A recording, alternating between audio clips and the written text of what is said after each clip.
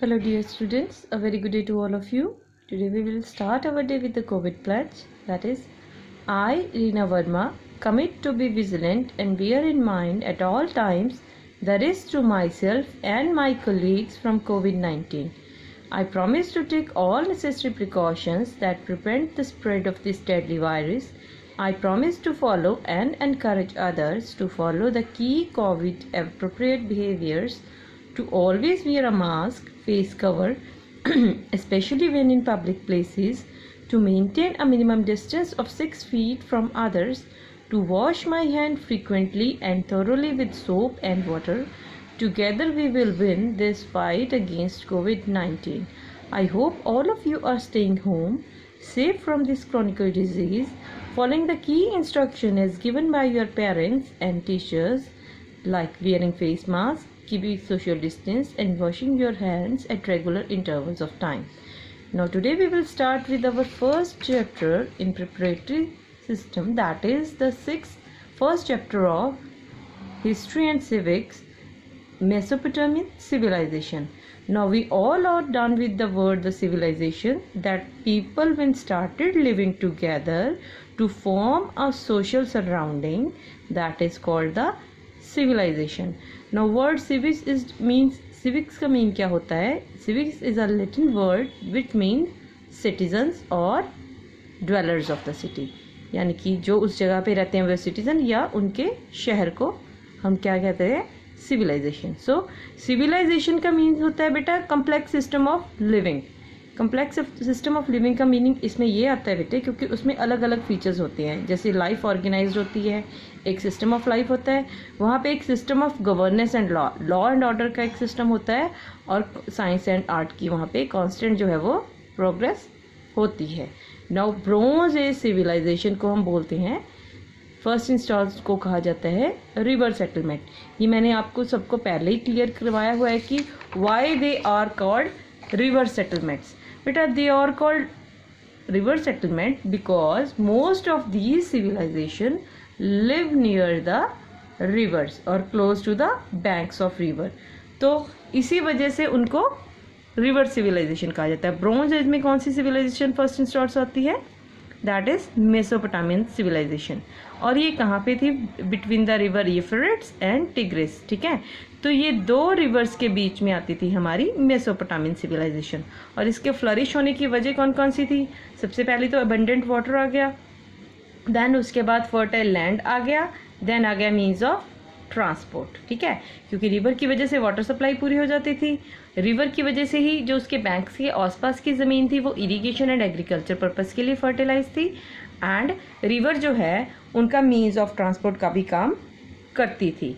सो इन तीन चीज़ों की वजह से मेसोपोटामियन सिविलाइजेशन जो है, जो रिवर यूफ्रेट्स एंड टिग्रिस के आसपास बहुत ज़्यादा फ्लरिश हुई, यानी कि सिविलाइजेशन बड़ी प्रोग्रेस में हुई. देन लोकेशन मैंने आपको सबको बता ही दिया है कि ग्रीक में मेसोपोटामिया का मीनिंग क्या होता है बेटा?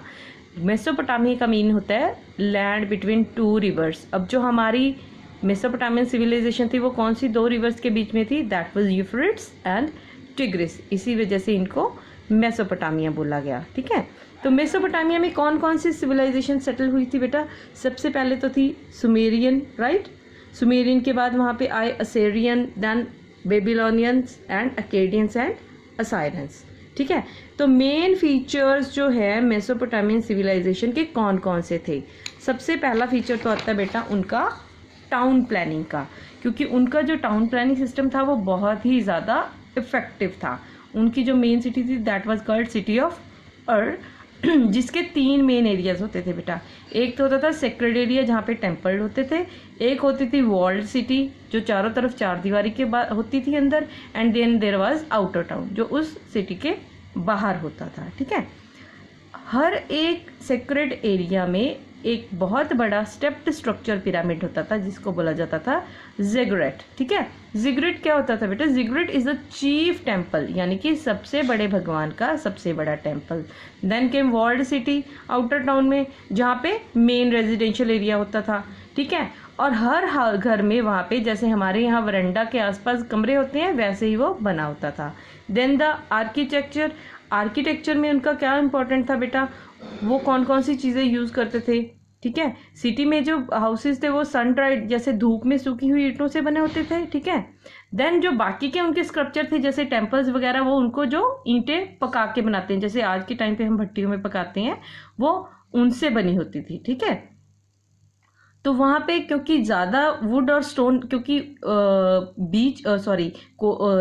रिवर के पास का एरिया होने की वजह से वहाँ पे ज़्यादा वुड्स की और स्टोन की पॉसिबिलिटी नहीं होती थी, ठीक है। तो इसी वजह से वहाँ पे मोस्टली बेक ब्रिक्स का जो है इस्तेमाल होता था। Then comes the social structure. अभी सोशल स्ट्रक्चर में we have upper class, middle class and lower class. Upper class में होती थी बेटा जो नोबल्स होते थे, जो हाई प्रीस्ट हो गए, किंग्स हो गए या एडमिरल्स हो गए। मिडिल क्लास में जो सिटीजन्स होते थे जैसे ट्रेडर्स हो गए, फार्मर्स हो गए, क्राफ्टमैन हो गए। देन लोअर क्लास में होते थे बेटा स्लेव्स और प्रिजनर्स। नाउ फैमिली लाइफ उनकी क्या थी, that is the patriarchal society. Father वहाँ पे क्या होता था, फैमिली का हेड होता था।